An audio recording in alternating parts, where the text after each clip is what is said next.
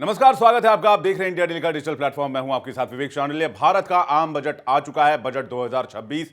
इसके बाद आज मार्केट को स्पेशली संडे को, रविवार को खोला गया था और रविवार को खुलने के बाद उम्मीद की जा रही थी, भारत सरकार भी उम्मीद कर रही थी कि बजट का बहुत धांसू इंपैक्ट बाजार पर दिखेगा और बाजार से तुरंत रिएक्शन आएगा बजट का कि बजट लोगों को बहुत पसंद आया है और बाजार में तूफान आया। तूफान तो नहीं आया, लेकिन मार्केट में भूचाल जरूर आ गया और इस भूचाल में चांदी और सोने ने भी बहुत अहम भूमिका निभाई। तो आज के इस स्पेशल ब्रॉडकास्ट में हम बातचीत करेंगे, सिल्वर की, जो गोते लगा रहा है और लाखों करोड़ों रुपए लोगों के डुबा चुका है। हालांकि कुछ लोगों ने मुनाफा भी कमाया होगा इसमें। सेकंड हम बात करेंगे गोल्ड की और थर्ड हम बात करेंगे मार्केट की, जो कि बजट के बाद रिस्पांस देखने को मिला, और बजट की भी बात करेंगे कि इस बजट से आम लोगों को क्या मिला, middle class, lower middle class, salaried class को क्या मिला, बीपीएल, बिलो पॉवर्टी लाइन वाले लोगों को क्या मिला। बहुत स्वागत है आपका और स्वागत कीजिए हमारी खास मेहमान हेमा गुप्ता जी का। जानी मानी फाइनेंशियल एस्ट्रोलॉजर और फाइनेंस एक्सपर्ट हैं हेमा गुप्ता जी। हेमा गुप्ता जी, बहुत स्वागत है आपका। बहुत बहुत शुक्रिया आपका विवेक जी। तो चलिए, जैसे कि हमने कहा कि हम 3 मुद्दों पर बातचीत करेंगे। हेमा जी, पहला सवाल मेरा यही है कि चांदी आखिर क्या करामात कर रहा है? ये किसकी चाल है? कौन है इस साजिश के पीछे? 4,20,000 से सीधे 2,60,000, यह भी कोई बात होती है? 1,60,000 रुपए का गैप, वो भी विद इन 2 वीक या विद इन 1 वीक भी कहिए तो कोई बुरी बात या बड़ी बात या फैक्चुअली रॉन्ग नहीं होगा यह मामला। विवेक जी, ना तो विद इन 2 वीक, ना ही within 1 week, within 2 days. क्योंकि आप ये देखिए कि थर्सडे रात को हमने देखा कि 9% का अपर सर्किट था बाजार के अंदर, इंटरनेशनल मार्केट में था और हम भी 9% ऊपर थे, और वहाँ ही हमने सडनली एक 9% का डाउन सर्किट आते हुए देखा बाजार में। और उसके बाद नेक्स्ट डे हमने 35% की गिरावट देखी इंटरनेशनल मार्केट में। हालांकि हम तो जल्दी बंद हो जाते हैं, 11:55 का टाइम होता है इंडियन मार्केट का, एमसीएक्स का, और बाहर की मार्केट चलती रहती है लेट तक। तो आप देखेंगे कि बाहर की मार्केट में हमने 35% की गिरावट देखी, जो मोर देन 1 लाख रुपए थी एमसीएक्स के अंदर, और हमने यहाँ सिर्फ 27% की गिरावट देखी। अगर सपोज 27% की गिरावट भी आप देखिए 1,07,000 रुपए थी, अगर सपोज वो 5% का गैप हमें और मिल जाता, जो हमें नहीं मिला, 7% का गैप, तो यहाँ पे कम से कम हमने 25,000 की गिरावट और देखनी थी अभी, जो हमें नहीं मिल पाई बाजार जल्दी बंद होने के कारण। गिरावट की वजह क्या है? देखिए, गिरावट की मेन वजह ये है कि एक तो हम काफी टाइम से यही बात कर रहे हैं कि ये बबल मुनाफा है। बुकिंग हो रही है। मुनाफा बुकिंग तो देखिए ठीक है, लोग कह रहे हैं मुनाफा बुकिंग है, लेकिन आप ये समझिए ना पहले कि वो इतनी चली ही क्यों चांदी। अब आप देखिए ना, जितनी बातें हो रही थी, ईवी की बात हो रही थी या इंडस्ट्रियल यूसेज की बात हो रही थी, सेमीकंडक्टर्स की बात हो रही थी, सेमीकंडक्टर्स मिसाइल्स की बात हो रही थी, बैटरी की बात हो रही थी, बहुत सारी चीजों की बात हो रही थी, बहुत सारी चीजों की बात हो रही थी। अब वो सब कहाँ गया एक दिन के अंदर? जो रैली हमने 15 दिन में देखी थी सिल्वर के अंदर, वो रैली हमने 2 दिन में, मात्र एक ही दिन में खत्म होते हुए देखी उस रैली को। तो देखिए, ये एक बहुत बड़ी बात होती है। मैं आपको पहले भी मैंने एक बात कही थी कि आप कह रहे हैं चांदी में बबल क्रिएट हो गया था। बबल क्रिएट हो गया था और लोगों की शॉर्ट पोजीशन बहुत खड़ी हुई थी। देखिए, और उसके अलावा मतलब लोग हाई प्राइस पे शॉर्ट सेल कर चुके थे। आप ये समझिए विवेक जी कि 80,000 रुपए का प्राइस है 1 किलो का सिल्वर का। हाँ। भाई 1 लाख हो गया, ठीक है, आपने डाइजेस्ट कर लिया, 1.25 लाख हो गया, आपने फिर भी कर लिया, 1.5 लाख पे तो इंसान सोचता ना यार अब मुझे शॉर्ट करना चाहिए यहाँ से, अब सिल्वर नीचे आएगा। तो आप देखेंगे कि 1.5 लाख, तो लोगों ने 1.5 लाख से शॉर्ट करना शुरू कर दिया, स्टार्ट कर दिया। और ये नहीं इंडिया में, पूरे वर्ल्ड के अंदर। और बड़े बड़े ब्रोकिंग हाउसेस देख लीजिए आप, मुझे पता लगा मोतीलाल ओसवाल के अंदर मतलब रात को ही 4,000 करोड़ की लिमिट खुलवानी पड़ी। आई एम नॉट श्योर कि मोतीलाल ओसवाल था या कोई ब्रोकर था। मतलब ये हालत हुई कि रात को जागना पड़ा, बैंकों को बैंकर्स जगे हुए थे रात को, ये बुरा हाल था पूरे बाजार के अंदर। तो अब क्या चांदी स्टेबल है? 260, 265? आपने, मुझे याद है लास्ट वाले हमारे पॉडकास्ट में आपने 280 का लोअर सर्किट बताया था, जो कि बड़ी, मैं इस बात से आपकी तारीफ करना चाहूंगा कि ये बहुत काबिले तारीफ है कि आपने लोअर सर्किट को 20,000 प्लस माइनस में एक तरह से करीब लाकर रख दिया। मतलब इतना भी करीब प्रेडिक्ट किया जा सकता है। फाइनेंशियल एस्ट्रोलॉजी में इसकी मैं तारीफ करूंगा, लेकिन क्या यहाँ पर स्टेबल है या यहाँ से हम और ऊपर जाते हुए देखें या नीचे आते हुए देखेंगे? देखिए, स्टेबल तो नहीं है बिल्कुल भी, क्योंकि आपने देखा कि एक बहुत बड़ा बदलाव हुआ कि फ्राइडे रात को यूएस के इसके फेड के चेयरमैन चेंज हुए थे और जिनके बारे में ये कहा जाता है कि वो एक्सपर्ट है डॉलर को स्ट्रेंथन करने में। अच्छा। और वहाँ हमने ये भी देखा कि ₹1 डॉलर को स्ट्रेंथन होते हुए भी देखा। तो उससे क्या होता है कि इक्विटी मार्केट ऊपर जाती है और गोल्ड सिल्वर में एक बिकवाली आती है, एक पैनिक अच्छा, सेलिंग का। मतलब वो डॉलर की तरफ दोबारा इन्वेस्टर्स गए। जी बिल्कुल। तो हमने उस वजह से भी एक सेलिंग देखी बाजार के अंदर और मुझे ये लगता है कि अभी देखिए सबका कॉन्फिडेंस हिला हुआ है पूरे वर्ल्ड के अंदर। लोग डरे हुए हैं, मतलब कोई ये नहीं सोच सकता था जिस हिसाब से तेजी आ रही थी कि चलो ठीक है 25,000 पॉइंट की तेजी आई तो गिरावट भी 25,000 पॉइंट की आ जाए, यहाँ तक तो डाइजेस्ट होता है। लेकिन आप ये समझिए 1,10,000 20,000 पॉइंट की 35% की गिरावट तो कोई सोच भी नहीं पाता। इतिहास की सबसे बड़ी गिरावट थी। तो ये एक रीजन है कि लोग बहुत डरे हुए हैं यहाँ पे। अभी वॉल्यूम बहुत ड्राई हो गए हैं एक्सचेंज के अंदर, ठीक है, और लोगों के कपड़े फटे हैं, शॉर्ट वालों के भी लॉन्ग वालों के भी। जो लोग शॉर्ट में बैठे थे बाजार लॉन्ग हो गया तो वहां उनको लॉस। बजट का कुछ असर क्यों नहीं हुआ चांदी पे? देखिए बजट का असर तो होना ही नहीं था, बिकॉज क्या है कि ये इंटेंशनल चांदी का कोई लेना देना नहीं बजट कोई से। लेना देना कह नहीं रहे थे अगर सोने चांदी में के भाव में गिरावट आ सकती है, सरकार कुछ रिलीफ दे सकती है। देखिए वो तब आती है अगर इंपोर्ट ड्यूटी में कुछ चेंजेस होते तो। कोई चेंजेस नहीं लेकिन ऐसा कोई चेंज हुआ नहीं। और फिर दूसरी बात करना ये है चाहिए कि, था। नहीं मुझे नहीं लगता कि इतनी फ्लक्चुएशन के बाद अब भी चेंजेस का टाइम था। अच्छा। अभी जैसे इन्होंने अनटच किया है उसको वो ही सही डिसीजन था, कुछ नहीं करना चाहिए था। ऑलरेडी इतनी फ्लक्चुएशन और करके क्या करोगे आप।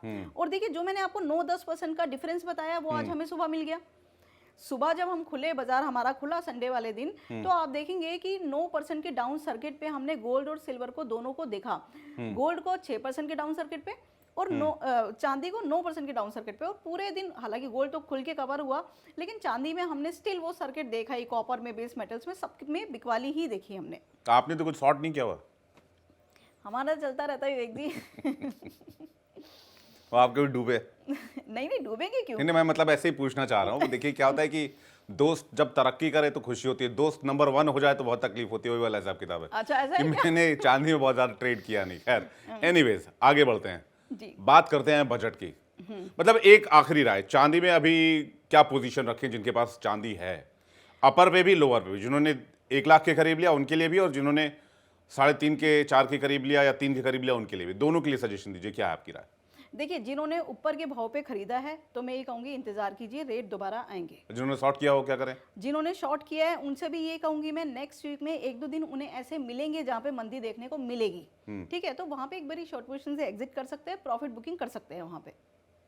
नहीं, जिन्होंने हायर पे शॉर्ट किया हो, जैसे किसी ने 3 पे शॉर्ट कर दिया कि वो 3.5 की उम्मीद में, किसी ने 3.5 पे शॉर्ट कर दिया 4 की उम्मीद में, जब 4 चल रहा था किसी ने 4.5 की उम्मीद में 4 पे ही शॉर्ट कर दिया होगा, देखिए तो उनको वेट करना पड़ेगा। हाँ बड़ी सिंपल सी बात है, आपने अगर ऊपर के रेट पे खरीद रखा है माल तो आप इंतजार कर लीजिए, कुछ एवरेज आउट भी कर सकते हैं अपनी पोजीशन को नीचे के रेट पे, क्योंकि 2.5 लाख रुपए का जो आंकड़ा है ना, 2.25 से 2.5 लाख, मतलब नीचे के रेट पे अभी आप कुछ और बाय आउट कर लीजिए जिससे कि आपका रेट एवरेज हो जाए। रेट एवरेज हो जाए।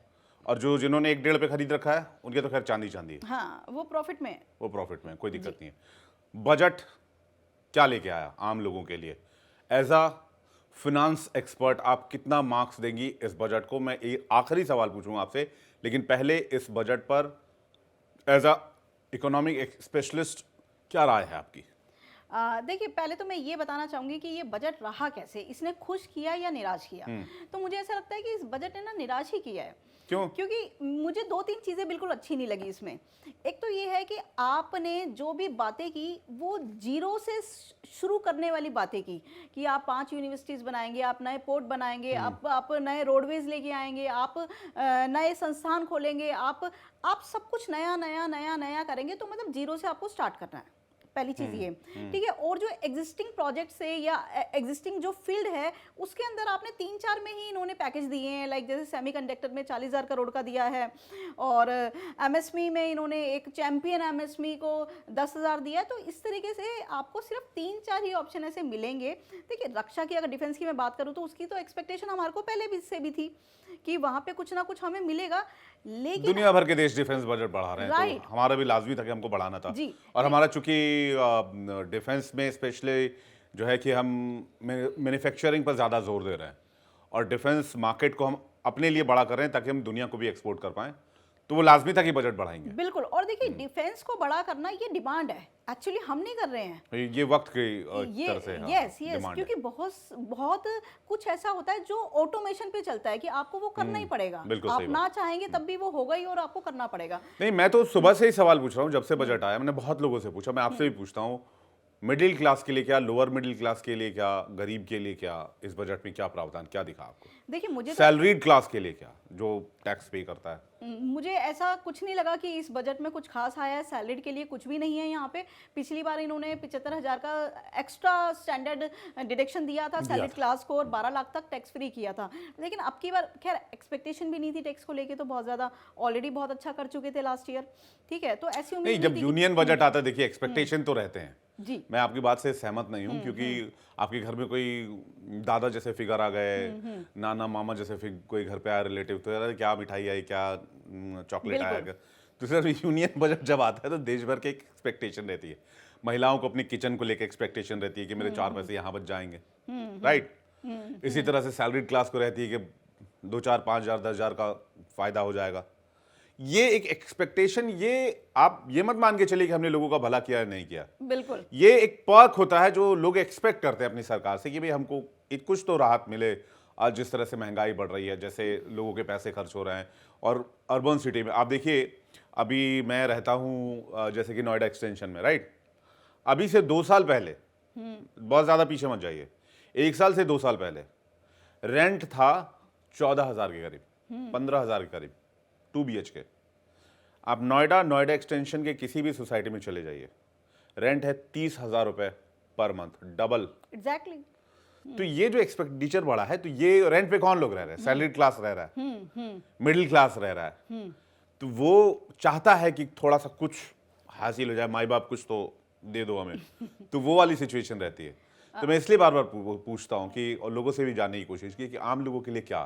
तो लोगों ने कहा कि ये बहुत फ्यूचरिस्टिक बजट है, आने वाले 8-10 सालों में इसका इम्पैक्ट दिखेगा, ये मैन्युफैक्चरिंग हब बनाने वाला बजट है, इससे रोजगार बढ़ेंगे, लोगों को अपॉर्चुनिटीज ज़्यादा मिलेंगी, लोग अपना स्टार्टअप खोल पाएंगे, अपने कारोबार की दिशा में आगे बढ़ेंगे। हम फिस्कल डेफिसिट कम करना चाहते हैं, चाइना के साथ हमारा जो ट्रेड डेफिसिट है वो कम करना चाहते हैं। तो वो एक मोटा मोटी कह रहे हैं 8 साल बाद, 10 साल बाद इसका इम्पैक्ट आपको दिखेगा, सरकार ने जो डिसीजन आज लिया है। जी तो विवेक जी, मैं ये बताना चाहूँगी, आपकी एक बात मुझे बहुत अच्छी लगी कि जब कोई बड़े घर में आते हैं, बुजुर्ग आते हैं, दादा आते हैं, नाना आते हैं, तो कुछ ना कुछ लेके आते हैं और ये हमें उम्मीद भी होती है। लेकिन आज हमारे दादा नाना कुछ नहीं लेके आए, वो खाली आता है क्योंकि आप देखिए किसी तरह के कोई बेनिफिट्स इनको मिले नहीं हैं। और चलिए सर्विस क्लास को तो आप छोड़िए, क्योंकि मुझे लगता है कि लास्ट ईयर का जो बजट था वो काफ़ी अच्छा दिया, मोर देन एक्सपेक्टेशन उन्होंने दिया टैक्स में, नो डाउट। तो बहुत ज़्यादा उम्मीद इस साल नहीं थी। हाँ, ये कई लोगों ने ये भी कहा कि चलिए अभी घटाए नहीं तो बढ़ाए भी तो नहीं, बढ़ा नहीं, देखिए इस साल की जो उम्मीदें थी, मैं उसकी बात करती हूँ कि ये था कि 12 लाख से 14 लाख तक कर सकते हैं, या फिर सर्विस क्लास के लिए जो स्टैंडर्ड डिडक्शन था 75,000 का, उसको बढ़ा के 1.25 लाख, 1 से 1.25 लाख तक कर सकते हैं। लेकिन उन्होंने उतना भी नहीं किया। देखिए आज का जो बजट था ना, वुमेन को ही कुछ दे देते अलग से, घरेलू कामकाजी महिलाओं को कुछ दे देते, या फिर महिलाओं को ही जो किचन में काम करती हैं, घरेलू महिलाएं, कामकाजी महिलाएं, उनको कुछ अलग से कर देते, तो वो भी एक राहत की बात रहती है। देखिए उनके लिए इन्होंने माइक्रोवेव जो है उसमें कुछ ऐसी पॉलिसी लेके आए हैं कि वो सस्ता हो जाएगा, बाकी तो और क्या मिला उनको। माइक्रोवेव कहाँ, कौन से घर में, मतलब मिडिल क्लास में बहुत कम यूज होता होगा, अपर मिडिल क्लास में यूज होता है, अपर क्लास में यूज होता है जी। आपने देखा लोअर मिडिल क्लास के घर में माइक्रोवेव हो? हम तो तवा उल्टा करके उसके ऊपर तंदूर मारते हैं और वहीं पे हमारी तंदूरी नान बन जाती है। सही है, हम तो वो लोग हैं। तो विवेक जी, मुझे ऐसा लगता है कि देखिए आज के बजट में एग्रीकल्चर में भी हमें बहुत कुछ देखने को नहीं मिला, और मार्केट के तो बुरा हाल चल रहे हैं। आपने देखा आज बाजार में थोड़ा सा डाउन हो रहा था तो डाउन सर्किट लग जाता है इक्विटी मार्केट के अंदर, और इक्विटी मार्केट में डाउन सर्किट लगना बहुत बड़ी बात है। हमने सेंसेक्स को 1800-1900 पॉइंट नीचे जाते हुए देखा। शेयर बाजार क्यों डूब गया? हाँ, बिल्कुल। सरकार ने तो ये एक्सपेक्ट किया था कि हम बजट बहुत अच्छा पेश कर रहे हैं। हाँ। मुझे जहां तक लगता है, इसमें ऐसे में मेरे पास कोई जानकारी नहीं है, खबर नहीं है, मैं ऐसा एंटिसिपेट करके चल रहा हूँ हिमा जी, कि ऐसा लगता है कि सरकार ने उम्मीद की हुई हम बहुत शानदार बजट पेश कर रहे हैं और बहुत बेहतरीन रिस्पांस आएगा बाजार से, इसलिए इतवार के दिन बाजार खुलवाया भी गया। इसके पीछे क्या कहानी जरा बताइएगा, आपको क्या लगता है? देखिए, ये तो हिस्ट्री रही है कि जब भी बजट आता है तो बाजार तो खुलता है। आपको याद होगा कि last to last year Saturday था तो सैटरडे को मार्केट खुला था। तो ऐसे ही आज संडे था 1 फरवरी को, तो बाजार तो खुलना ही था। लेकिन मार्केट का एक अपना अलग आउटलुक है देखने का बाजार को। मार्केट को जब पसंद आता है बजट, तभी मार्केट ऊपर जाता है, अदरवाइज मार्केट टूटता है। आप ये देखिए, आज के बजट में कुछ भी नहीं था। मैं कुछ फैक्ट आपको बताना चाहती हूँ। एक तो इन्होंने क्या किया, एसटीटी बढ़ा दी है, क्योंकि आप देखते हैं कि सिक्योरिटी ट्रांजैक्शन टैक्स, अच्छा, एक्सचेंज में जो सबसे बड़ा वॉल्यूम है वो सिर्फ एफएनओ का ही है, उस पर ये टैक्स लगता है। तो ये टैक्स इन्होंने 0.02% से बढ़ा के 0.05% कर दिया। तो अब देखिए, मोर देन आपने डबल कर दिया। एक तो 100% से ज़्यादा आपने इसमें बढ़ोतरी कर दी, वो एक नेगेटिव फैक्टर हुआ। उसके अलावा जो एक उम्मीदें रहती है, देखिए स्टॉक मार्केट ट्रेडर्स को या इन्वेस्टर्स को, कि जो लॉन्ग टर्म कैपिटल गेन है उसमें कुछ बेनिफिट मिल जाए, शॉर्ट टर्म कैपिटल गेन है उसमें कुछ बेनिफिट मिल जाए, या कुछ टैक्स में बेनिफिट मिल जाए, या कुछ ऐसी अनाउंसमेंट कर दे, मार्जिन में कुछ रिलीफ हमें दे दे। मतलब किसी भी तरह का कोई रिलीफ बाजार में नहीं मिला। उससे भी बुरे हालात मैं आपको बताती हूँ विवेक जी, आप हैरान हो जाएंगे सुन के कि डेली बेसिस पे एफआईज यहाँ से पैसा विड्रॉ कर रहे हैं। तो ये तो 0.0002 के आसपास है। 002 है, 00002 है? नहीं, 002 002 जी। तो ये जो पॉइंट ट्रिपल फिगर में, तो इससे बहुत ज्यादा इंपैक्ट तो नहीं होना चाहिए उसको। हालांकि ऐसे देखा जाए तो 100% से भी ज्यादा कर दिया गया, यानी कि 0.005 कर दिया गया। परसेंटेज वाइज तो बहुत बड़ा लगता है कि भाई आपने डबल से भी ज्यादा कर दिया, लेकिन अगर पॉइंट वाइज देखें तो 000 में फिगर होना ये कितना इम्पैक्ट करेगा? देखिए विवेक जी, ये बहुत बड़ा इम्पैक्ट है और एक बहुत बड़ा रेवेन्यू मॉडल माना जाता है एक्सचेंज का ये। अच्छा, आप ये समझिए तो ये पैसा सरकार को जाएगा और या नहीं, फिर एक्सचेंज को जाता है, सरकार को ही है। अच्छा।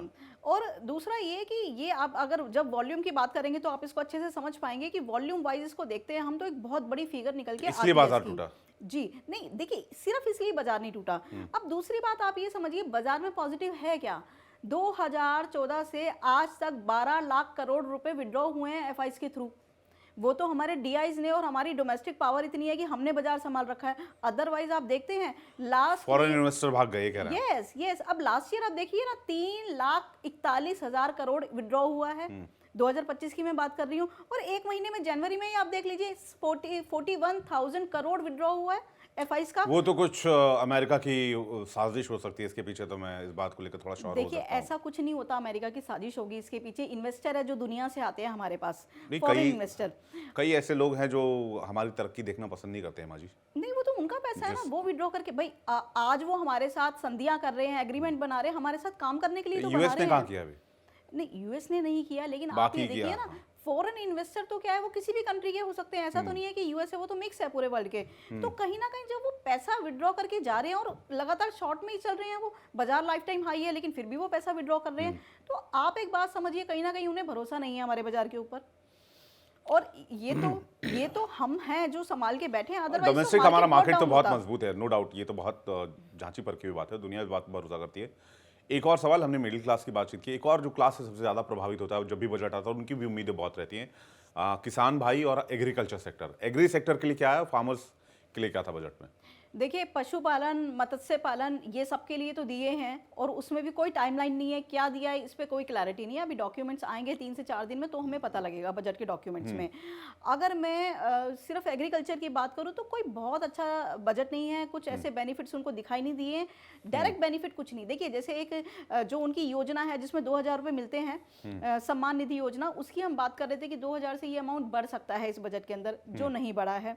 उसके अलावा हम ये बात कर रहे थे कि शायद क्रॉप को लेके या एमएसपी को लेके या उनके एरिया को लेके कुछ बात होगी, फर्टिलाइजर को लेकर, फर्टिलाइजर को कुछ बात होगी लेके, या फिर कुछ नए इक्विपमेंट्स की बात होगी जिससे कि उनकी जो है क्रॉप अच्छी तरह से ग्रो करे, या फिर कुछ ऐसी बात होगी, ऐसे फ्रूट्स जो हम अभी इंपोर्ट करते हैं बाहर से, जैसे ब्लूबेरी होगी, ठीक है। तो इस तरह की फ्रूट्स की क्रॉप हम यहाँ लगा सकते हैं जिससे कि वॉल्यूम बढ़े, एक और बहुत बड़ा एक टर्नओवर हम क्रिएट कर पाए, यहाँ पे बेनिफिट हो पाए। लेकिन इस तरह की कुछ भी आज एग्रीकल्चर में बात नहीं हुई है। और दूसरी बात, जैसे जो किसान होते हैं, फार्मर्स, हमें उनका ध्यान रखना बहुत ज़रूरी है। तो वहाँ पे ऐसा कोई भी राहत पैकेज उनको दिया नहीं गया, कोई उस तरह की बातें नहीं की गई कि उनको बेनिफिट हो डायरेक्टली। जिस तरह की कभी कभी क्या होता है, वो लोग क्राइसिस में आ जाते हैं, तो उनके क्राइसिस के टाइम पे, चाहे वो हेल्थ का क्राइसिस हो या वेल्थ का क्राइसिस हो, तो उस टाइम पे किसी भी तरह के सपोर्ट की बातें नहीं की गई। हालांकि मुझे लगता है ये वाला बजट जो है वो मोर और लेस ये जो पूरी दुनिया में इस वक्त उथल पुथल है, जो स्थिति है, उस हिसाब से तैयार की गई है कि भारत में कैसे मैन्युफैक्चरिंग को ज़्यादा बढ़ावा दिया जाए, क्या ज़्यादा से ज़्यादा मैन्युफैक्चर करें दुनिया के लिए, दुनिया के अलग अलग देशों के लिए, हम कैसे टेक्सटाइल में एक्सपोर्ट बढ़ा सकते हैं। टेक्सटाइल में बहुत बड़ा बजट इस बार दिया गया है। इसके अलावा बाकी और क्या चीज़ें एक्सपोर्ट कर सकते हैं, क्या बना सकते हैं, उसके बारे में मैं ओवरऑल आपसे पूछूं कितना नंबर आप देंगे इस बजट को अभी तक के हिसाब से? हालांकि अभी पूरा खाका सामने आना बाकी है, लेकिन फिर भी कितना? देखिए, ओवरऑल अगर लॉन्ग टर्म पर्सपेक्टिव से देखा जाए तो बजट ठीक था। अगर शॉर्ट टर्म की मैं बात करूं तो बजट ठीक नहीं था। और आप नंबर की बात करते हैं तो मैं एक बात से बहुत ज्यादा नाराज हूं। आपने चलो लॉन्ग टर्म की बात कर ली, वो भी समझ में आ गया। आपने कहा हम 5 यूनिवर्सिटी बनाएंगे, हम नए पोर्ट बनाएंगे, फ्रेट कॉरिडोर बनाएंगे, हाँ कॉरिडोर बनाएंगे, 3 नए एम्स बनाएंगे। यस, आपने बहुत सारी बातें कर ली, लेकिन बायो आपने फार्मा पर जोर दिया गया, उसके बायो लिए अलग फार्मा से। पे जोर दिया गया। बहुत नई नई चीजें की गई भाई, असम, दार्जिलिंग, इधर उधर हम रिलीजियस प्लेस बनाएंगे, पर्यटन स्थान बनाएंगे। आपने सब बातें बहुत अच्छी की, हम ये बनाएंगे, हम वो बनाएंगे, और एवरी सेक्टर में आपने बातें की, ये भी मुझे समझ में आया। लेकिन बनाने का कोई टाइमलाइन आपने दिया? आपने ये कहा कि हम 5 यूनिवर्सिटी 5 साल के अंदर बनाएंगे, तो हमें समझ में आता था कि जी कल से काम शुरू हो जाना चाहिए वहां पे। तो अभी तो हमें यही नहीं पता ना कि वो शुरू कब होगा, टाइमलाइन कब नहीं है तक basically। चलेगा, कोई टाइमलाइन नहीं है। तो कितने मैं- नंबर आपकी तरफ से? बिल्कुल मेरे हिसाब से तो जी मैं तो बहुत ज्यादा हैप्पी हूँ नहीं, तो मेरे हिसाब से तो 6 नंबर ही ठीक है इस बजट को। चलिए 6 नंबर तो 60% है, तो फर्स्ट डिवीजन से पास हो गई है मोदी सरकार, हेमा जी के लिहाज से, आपके लिहाज से। बाकी बहरहाल अब देखते हैं कि चांदी को लेकर जो आपने बताया है कि फिर यही अभी इसी रेंज में प्राइस में चांदी जो है वो चलती रहेगी, और बजट को लेकर भी और बाजार को लेकर भी आपने विस्तार से जानकारी दी। हेमा जी, बहुत शुक्रिया हमारे साथ जुड़ने के लिए और अपना कीमती वक्त देने के लिए, बहुत बहुत धन्यवाद। दर्शकों, आपका भी बहुत शुक्रिया। ज़्यादा से ज़्यादा शेयर कीजिए इस वीडियो को और सब्सक्राइब कीजिए हमारे चैनल को ऐसे ही इंटरेस्टिंग बातचीत के लिए और ऐसे ही रिव्यूज़ के लिए। बहुत बहुत धन्यवाद। बहुत बहुत धन्यवाद।